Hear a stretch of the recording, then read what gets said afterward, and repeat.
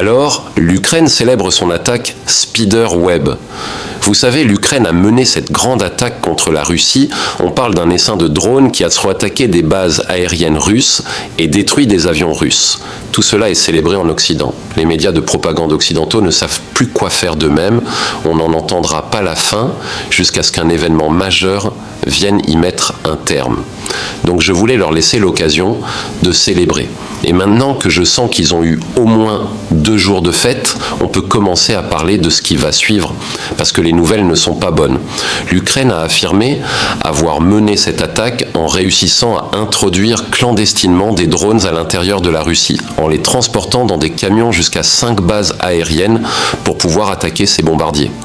Rappelons que ces avions étaient stationnés très loin de la ligne de front, à des milliers de kilomètres. Ils disent avoir touché 40 avions. Mais je vous ai déjà dit ici, tout ce que disent les médias traditionnels doit être vérifié, parce qu'ils mentent constamment. La seule chose qu'on peut croire quand ils parlent, c'est leur nom. Tout le reste doit être remis en question. Alors parlons des faits. Oui, il est vrai qu'ils ont réussi à introduire quelques drones en Russie. Ils disent que ça leur a pris 1 an et demi, 18 mois, pour mettre au point cette opération hollywoodienne. Parce qu'on parle bien ici d'acteurs, non ? Alors combien d'avions ont-ils réellement touché ? Les images satellites montrent qu'ils n'en ont touché que 7, bien loin des 40 annoncés dans les médias de propagande. Et parmi ces 7, 2 ont été complètement détruits. Les autres peuvent être réparés et remis en service. Gardez à l'esprit que la Russie possède beaucoup de ces avions. On pense qu'elle en a environ 4,27 à 4,20, peut-être plus. Donc, ce qu'ils ont fait là-bas visuellement, ça impressionne, mais en réalité, ce n'est rien de majeur. Ils ont utilisé environ 100 drones. Et la Russie en a déjà abattu bien plus que ça auparavant. Ils n'ont réussi à attaquer que 2 bases aériennes.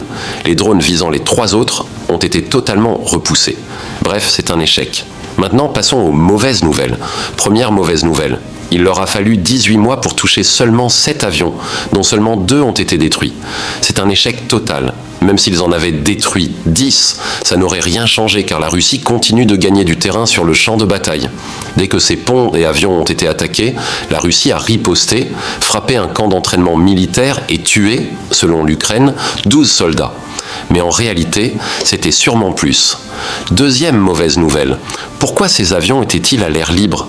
Parce qu'ils respectaient un traité nucléaire qui oblige à laisser ces avions visibles pour que l'adversaire, en l'occurrence les États-Unis, puisse les repérer. Les Américains font pareil.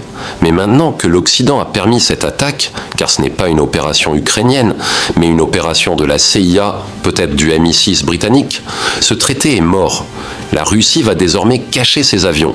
Ce traité est violé et cela rapproche le monde d'une catastrophe nucléaire. Troisième mauvaise nouvelle, ils ont utilisé des camions pour transporter les drones clandestinement. Cela ouvre une nouvelle ère du terrorisme, comme ce que le Mossad avait fait avec les Pagés au Moyen-Orient. L'Occident viole toutes les règles qu'il prétendait défendre. La démocratie, le droit international, les lois de la guerre, tout cela n'était valable que quand ils gagnaient. Maintenant qu'ils perdent, ces principes n'ont plus aucun sens pour eux.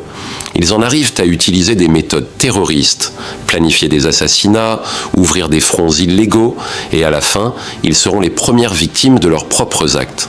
Quatrième mauvaise nouvelle, la Russie connaît maintenant ses vulnérabilités. Et quand vous échouez dans une attaque, vous donnez à votre ennemi l'opportunité de se renforcer. Désormais, tous les camions entrant en Russie seront inspectés plus rigoureusement.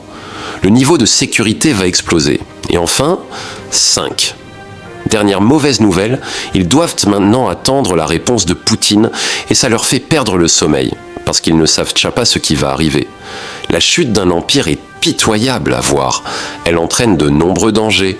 Ils savent qu'ils s'effondrent, chaque chose qu'ils font se retourne contre eux, leur regard est rempli de désespoir. Ils savent que rien ne changera le cours de cette guerre, tout ce qu'ils font maintenant ne sert qu'à prolonger leur agonie. Alors, oui, on peut les applaudir brièvement, mais la seule vraie question maintenant c'est, que va-t-il se passer ensuite ?